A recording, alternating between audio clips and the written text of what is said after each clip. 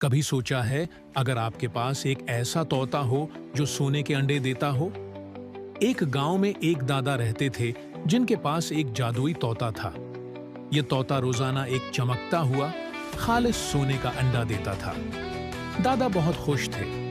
वो हर रोज एक अंडा बेचते और अपनी जरूरतें पूरी करते। लेकिन उनके दिल में लालच ने घर कर लिया। उन्होंने सोचा, क्यों ना सारे अंडे एक ही बार में निकाल लूं। एक दिन उन्होंने तोते को पकड़ा और सोचा कि उसका पेट काटकर सारे सोने के अंडे एक साथ हासिल कर ले। लेकिन जैसे ही उन्होंने ऐसा किया, इन्हें अंदर कुछ न मिला और बेचारा तोता मर गया। दादा को अपनी बेवकूफी और लालच पर बहुत पछतावा हुआ, लेकिन अब बहुत देर हो चुकी थी।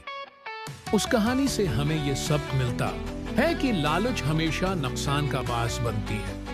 मजीद ऐसी दिलचस्प कहानियों के लिए हमें सब्सक्राइब करना न भूलें।